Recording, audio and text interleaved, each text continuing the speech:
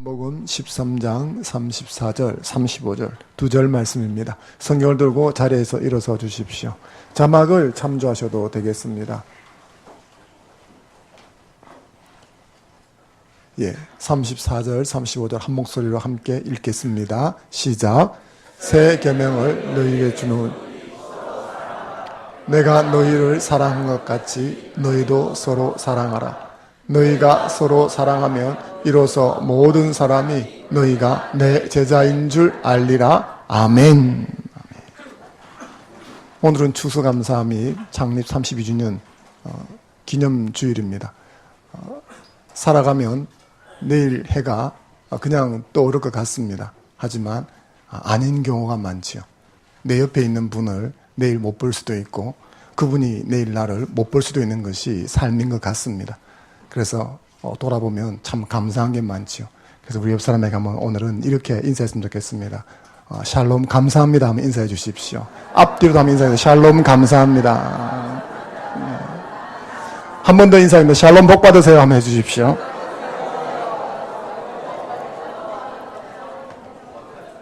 아멘. 함께 예배 드릴 수 있고 한 공간에서 얼굴을 볼 수 있는 것이 감사한 줄로 믿습니다. 이런 감사 속에서 하나님을 예배하는 여러분들에게 하나님께서 복으로 부어줄 줄 믿습니다. 오늘은 추수감사 절기로 지킵니다. 원래 추수감사 절기는 미국 교회에서 시작이 되었습니다. 11월 셋째 주로 지킵니다. 한국 교회가 미국에서 선교해서 파생된 교회이기 때문에 이 전통에 들어와서 추수감사 절기가 있습니다. 하지만 하늘에서 뚝 떨어져서 만든 것은 아니고요. 이 추수감사절기는 성경에 초막절에서 유래를 합니다. 초막절이란 한 해의 추수를 다 마치고 유대인들은 과일을 추수하면 한 해의 추수가 다 끝납니다. 그래서 곡식과 과일을 다 추수하고 나면 그 추수의 기쁨을 함께 나누는 거죠.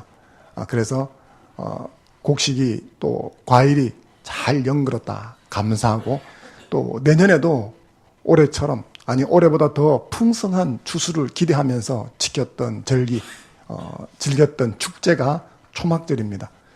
우리로 치면 추석과 흡사하기 때문에 저희 교회에서는 11월 셋째 주보다는 10월이 좋겠다. 그래서 10월 셋째 주를 추수감사 절기로 이동해서 지키고 있습니다.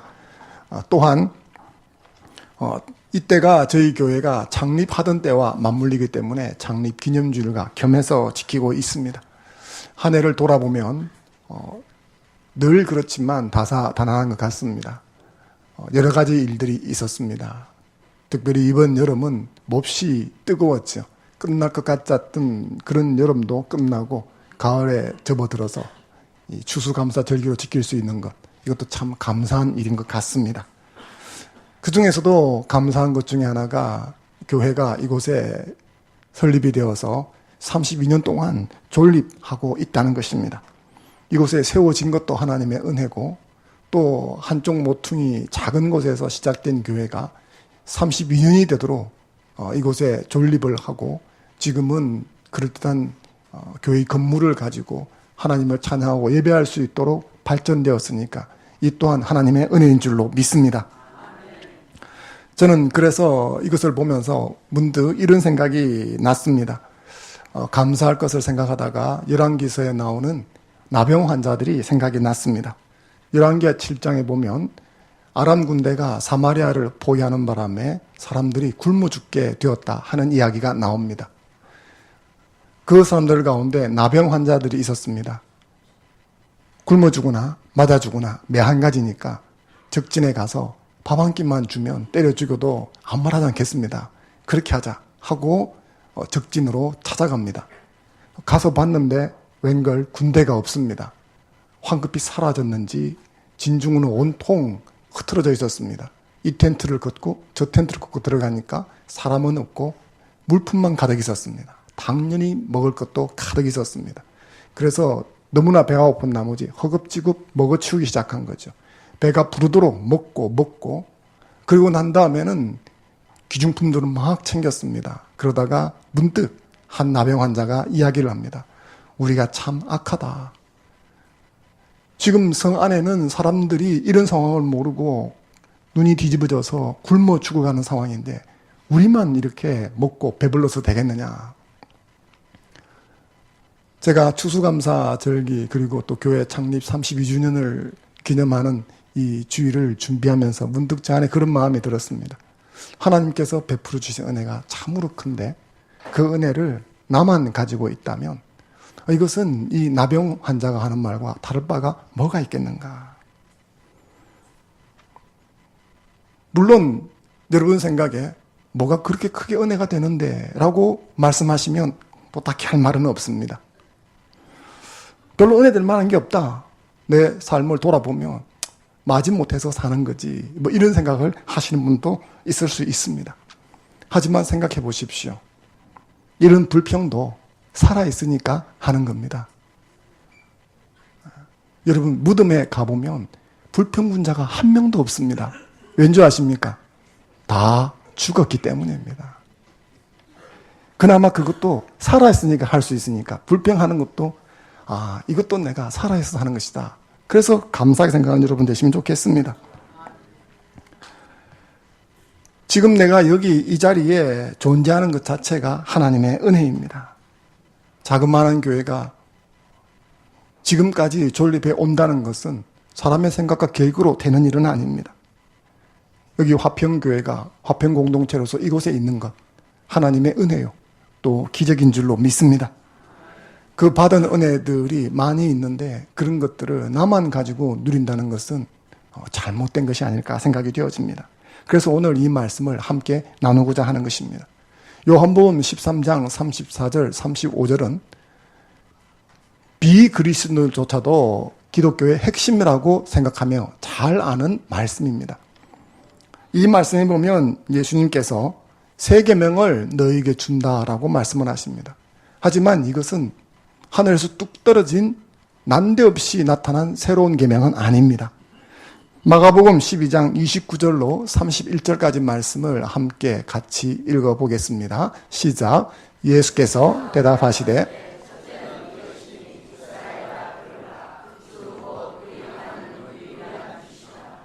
내 마음을 다하고 목숨을 다하고 뜻을 다하고 힘을 다하여 사랑하라 하시니 둘째는 이것이니 내 자신과 같이 사랑하라 하신 것이라. 이보다 더 큰 계명이 없느니라. 아멘.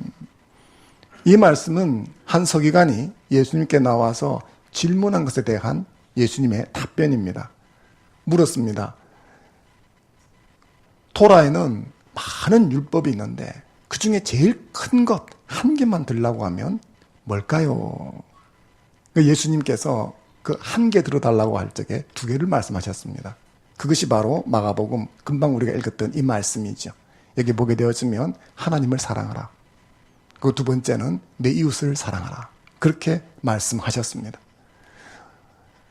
요한복음 13장 34절에 보면 내가 새 계명을 너희에게 주는데 서로 사랑하라 라고 말씀하셨는데 여기서 이 서로 사랑하라는 것은 이 서기관에 대한 예수님의 이 답변을 더 함축시키고 압축시킨 것입니다. 진짜 말 그대로 하나로 말씀하신다면 서로 사랑하라는 것입니다. 서로 사랑하면 어떤 일이 일어나는가? 그리스도의 제자인 것을 세상 사람들이 알게 된다고 이야기를 하십니다. 말을 잘한다고 그리스도의 제자가 아닙니다. 성경 구절을 줄줄 웬다고 그리스도의 제자로 평가받는 것도 아닙니다.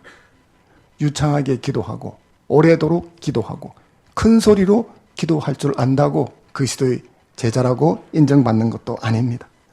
방언 기도를 하고 방언 찬양을 자유롭게 할 수 있다고 해서 그가 그리스도의 제자로 평가받는 것도 아닙니다. 물론 교회 안에서 그런 분들을 보면 저분은 참된 신자구나, 믿음이 좋으시구나, 그리스도의 제자구나, 그런 평가를 받기는 합니다. 그러나 그것은 온전한 것은 아닙니다. 왜냐하면 주님께서 이 사람이 그리스도의 제자냐 아니냐 하는 평가를 교회 사람들이 교회를 출입하는 나를 보고 하는 평가에서 갈린다고 말씀하신 적이 없기 때문이죠. 나 한 사람이 예수를 믿었습니다. 그런데 내가 예수를 올바로 믿어서 그리스도의 제자냐 아니냐 하는 평가는 누가 내려주느냐 하면 세상 사람들이 내려주는 것입니다. 쉽게 이야기하면 이런 것이죠. 남편은 안 믿습니다. 아내는 예수를 믿습니다. 아내가 참된 그리스도이냐 평가를 누가 내려줍니까? 남편이 내려주는 거죠. 나 스스로 남편은 예수를 안 믿고 나는 예수를 믿고 그래서 내가 범사에 참으니까 또 범사에 남편을 위해 주려고 하니까 나는 참된 그리스도인이다. 그렇게 말하지 않습니다. 남편에게 물어보면 알죠. 당신의 아내는 그리스도인입니까? 물었을 때 남편이 아이고 우리 아내는 정말 뭡니다. 여기에 그게 갈려지는 겁니다. 그리스도인이라 할 수도 있고 아니라 할 수도 있겠죠. 정말 중요한 평가는 세상 사람들이 나를 누구라고 말하느냐 하는 거예요. 왜 이게 중요하냐 하면 그들에게 그리스도를 보여줘야 하기 때문입니다.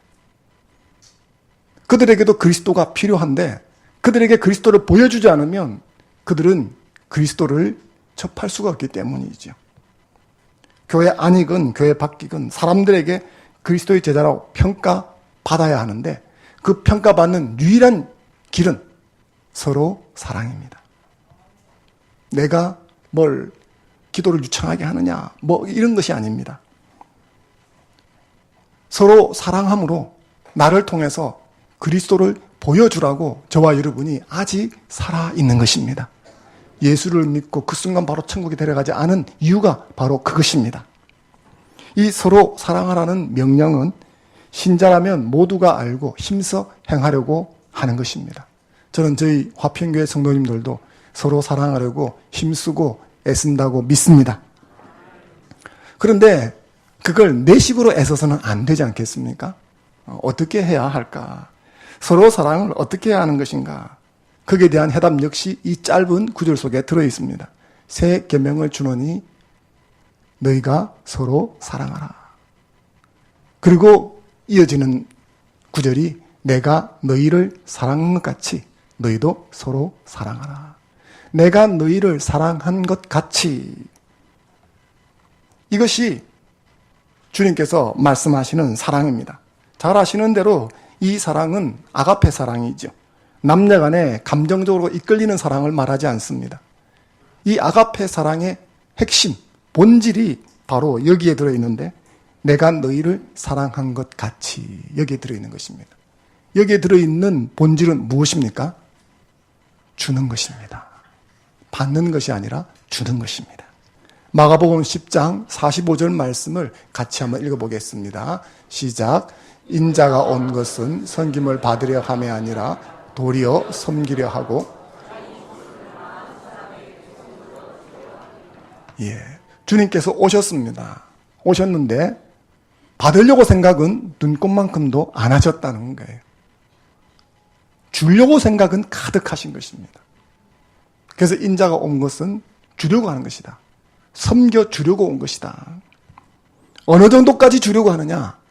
내 목숨을 내어줄 정도로.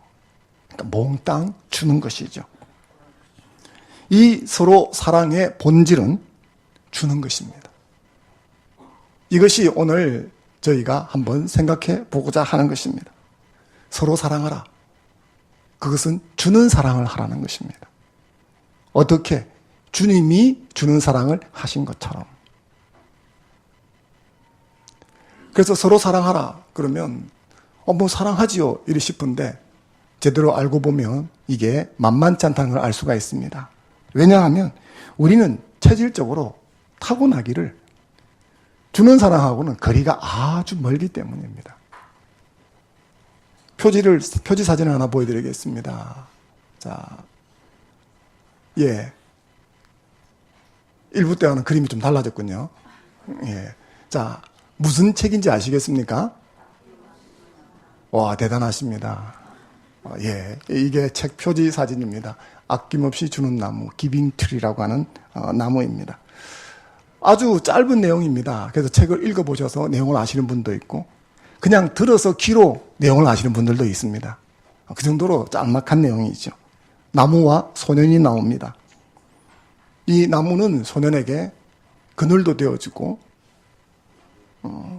그네도 되어주고 사과도 주고,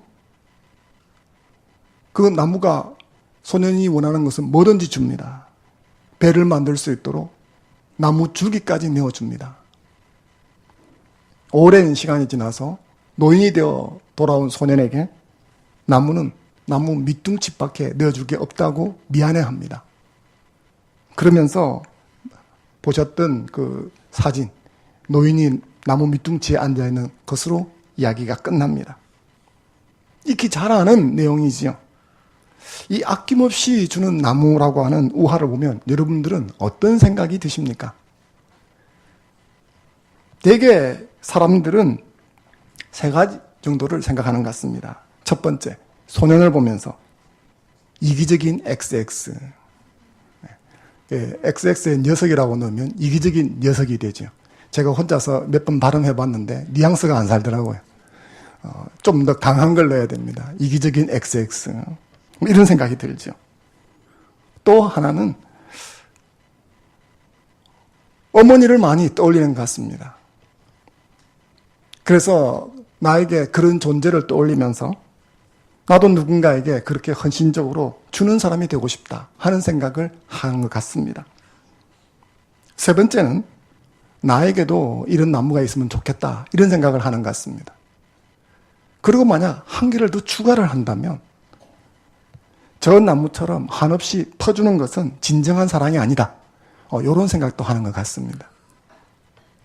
자, 여러분 제가 네 가지를 예시를 들어드렸는데 여러분들은 이 중에서 어떤 생각이 여러분 생각과 흡사하다 생각을 하십니까?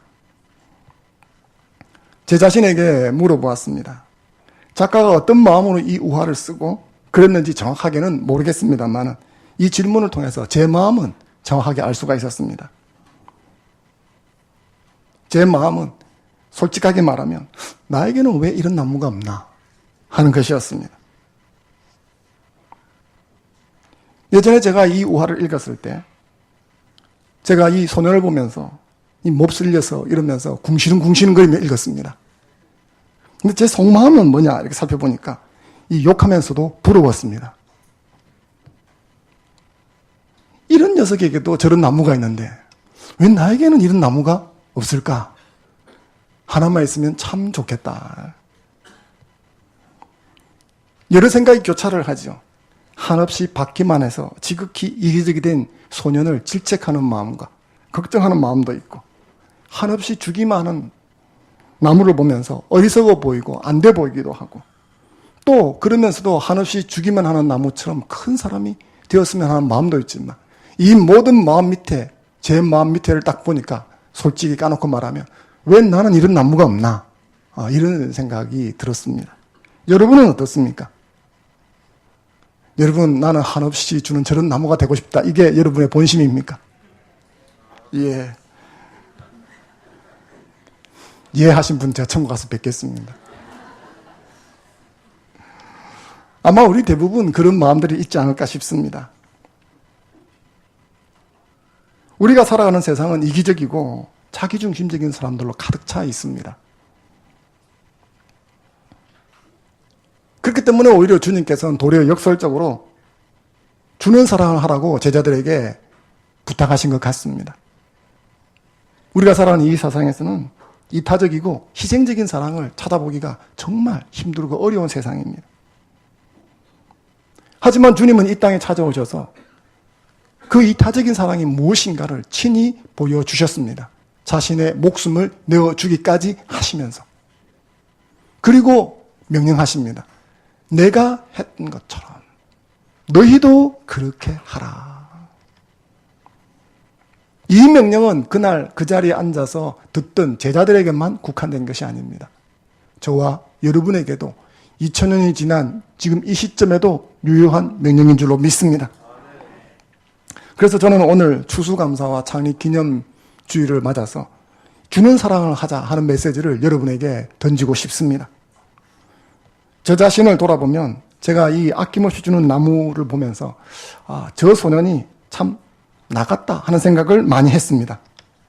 저는 그 책을 읽으면서 이 소년이 정말 마음에 들지 않았습니다. 싸가지도 없고요. 지밖에 모르고요. 하여튼 마음에 안 듭니다. 이걸 그냥 세상 말로 하면 재수 없는, 이런 사람이 내 옆에 있으면 정말 재수 없을 것 같아요. 목사가 재수 없다고 말하면 좀 그렇지 않습니까? 은혜가 안 될 것 같아요.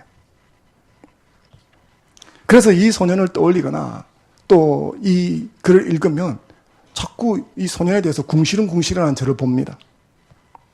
근데 왜 그런가 제가 한번 생각해 보았습니다. 금방 답이 나오더라고요.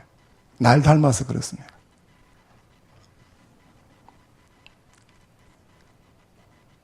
내 안 좋은 모습이 투영되어지면 그런 것 같아요. 교회가 걸어온 길을 돌아보고 저 자신이 돌아온 길을 걸어보면 받은 것이 참 많다는데 제가 동의를 하고 부정을 할 수가 없습니다. 올해 저는 여러분들이 베풀어 주신 대로 안식월을 갖게 되었습니다.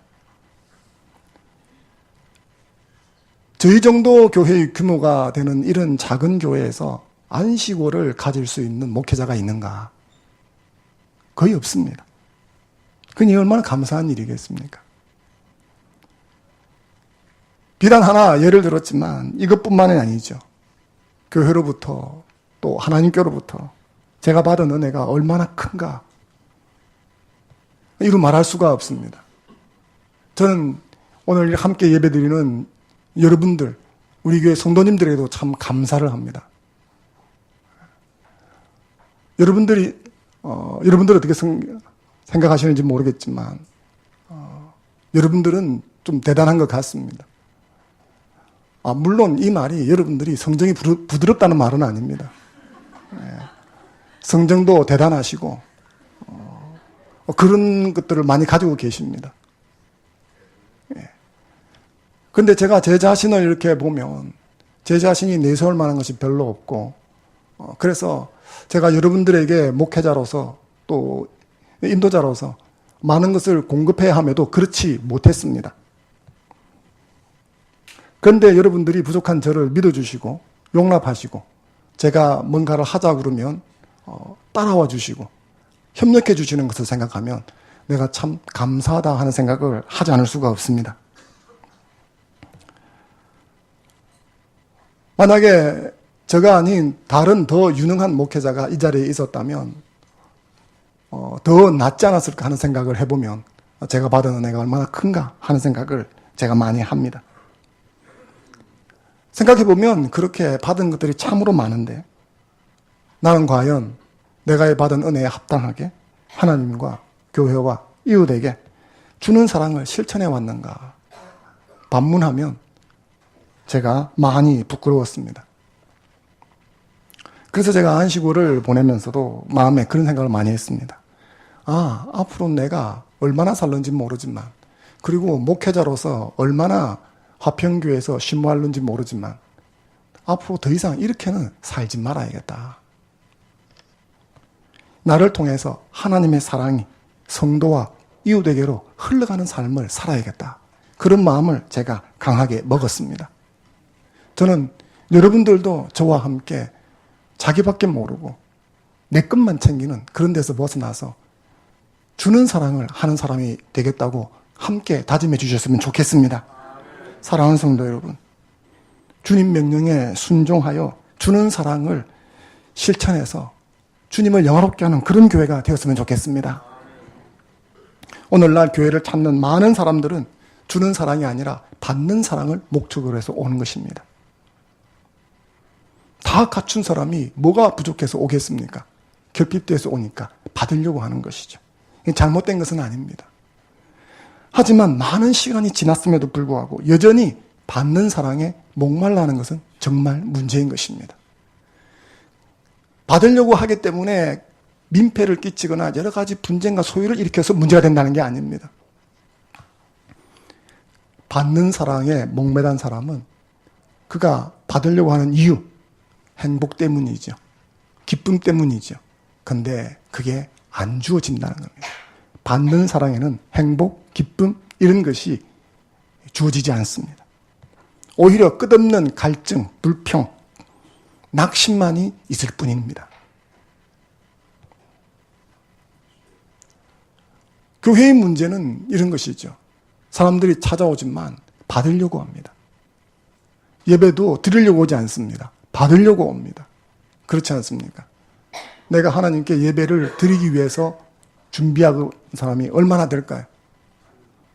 내가 은혜를 받으려고, 뭐든지 받으려고 생각을 하는 것이죠.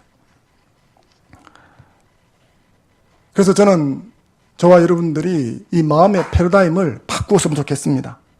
요한 1서 4장 11절입니다. 같이 한번 읽겠습니다. 시작. 사랑하는 자들아,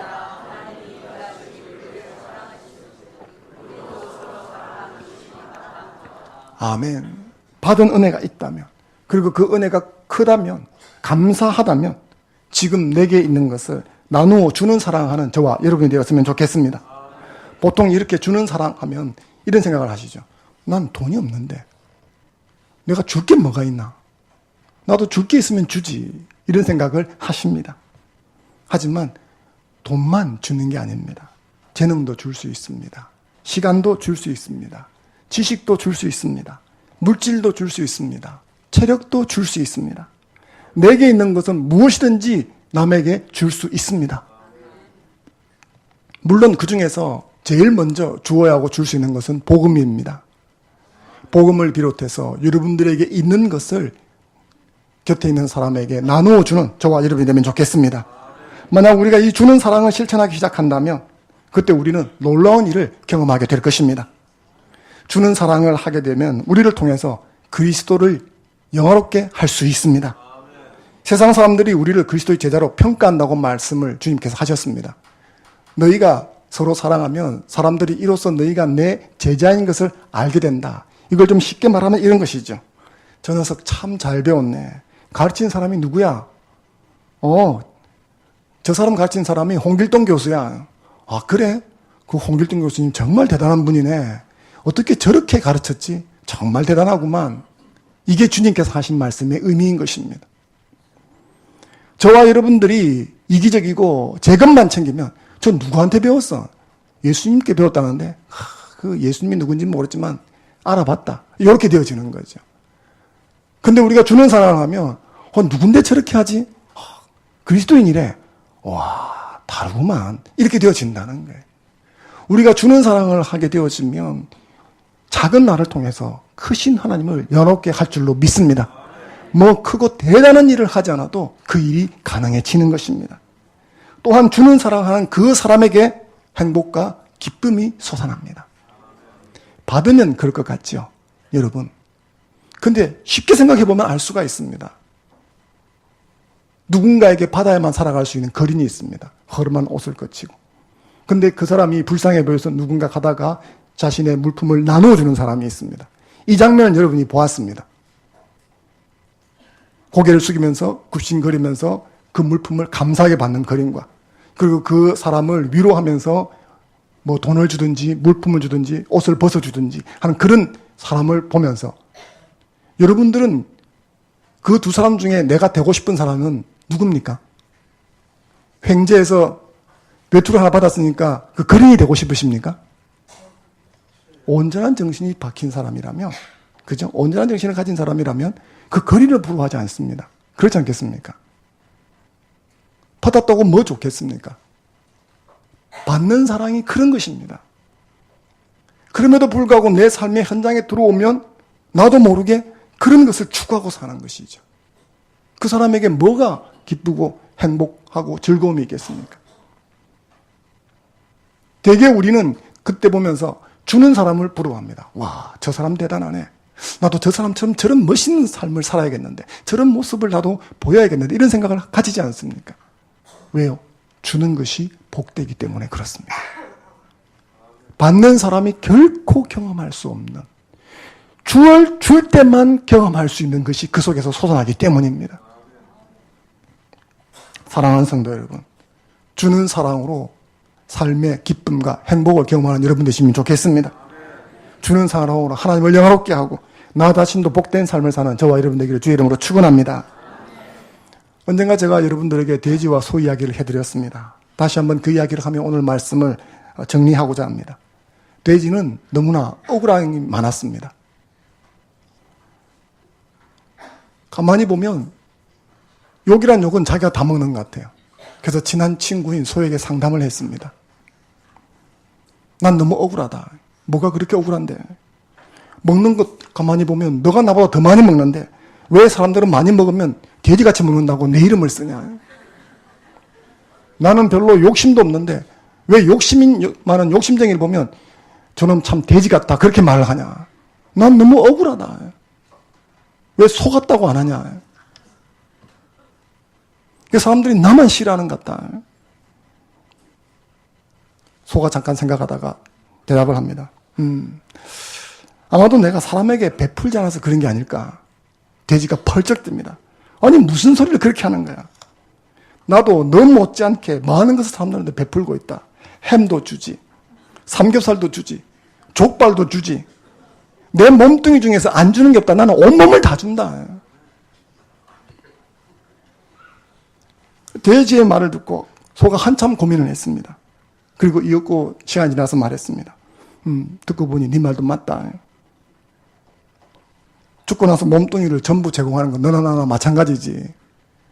그런데 말이야, 살아있는 동안에 나는 매일매일 우유를 주거든. 그런데 너는 죽고 나야만 주잖아. 그게 차이점이 아닐까? 돼지가 할 말이 없었습니다.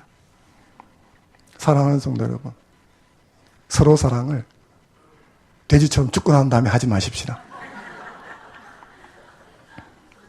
지금은 내가 시간이 없어요. 지금은 내가 돈이 없어요. 지금 내가 여유가 없어요. 그래서 나중에 내가 시간이 생기고 돈이 생기고 여유가 생기고 건강이 회복되어지면 한 방에 지금까지 못하는 거 다 할게. 그 한 방을 들고 무덤에 가면 안 되는 거죠.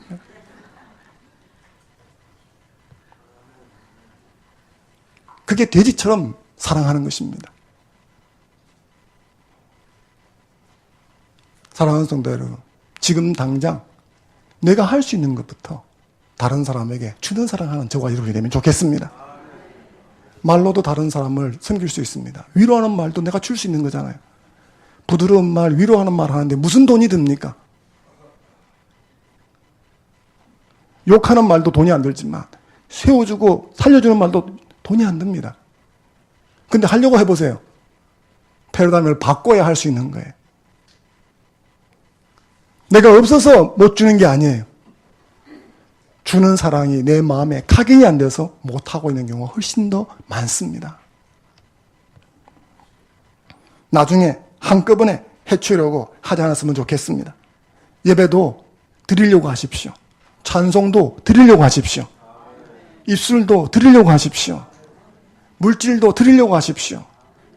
섬김을 받으려 할 게 아니고 섬기려고 하십시오. 내가 어느 의자에 앉으면 되겠느냐, 그 의자 내가 먼저 앉으려고 하지 마시고 저 사람에게 의자를 주는 사람이 되어 보십시오. 우리 교회 안에서 우리끼리만 하지 마시고 그 사람이 예수를 안 믿는 사람일지라도 그 사람에게 주고 섬겨 보십시오. 그 주는 사람을 하나님께서 복을 부어주실 줄로 믿습니다. 그 주는 사랑을 하는 그 사람이 행복한 사람이 되어지는 것입니다. 받는 사랑을 하는 사람은 결코 만족이 없습니다. 제가 지난주에 여러분들에게 아굴의 기도를 말씀을 드렸는데 그 아굴의 기도가 사실은 거기서 끝나는 게 아니라 아래 위로 많이 있습니다. 그 내용에 보면 거머리가 나옵니다. 거머리에게는 두 딸이 있는데 거머리가 무슨 말을 하는가? 거머리가 무슨 말을 하는지 아십니까? 다고 합니다. 예. 자꾸 달라고만 하는 거죠. 거머리처럼 빨아만 먹는다는 겁니다. 받는 사람은 항상 그런 사람입니다. 계속 다고 하는 것은 그걸로 만족이 없어서 그런 것입니다. 그러나 작지만 내가 베풀고 주기 시작하면 나도 모르게 그 속에서 만족, 행복, 기쁨 이런 것이 솟아나는 거예요. 그건 주님께서 그 사람이 복되다고 하셨기 때문에 복된 것이 그 속에서 올라와서 그런 것입니다. 사도행전 20장 35절 말씀을 같이 한번 읽어보겠습니다. 사도행전 20장 35절입니다. 시작. 범사에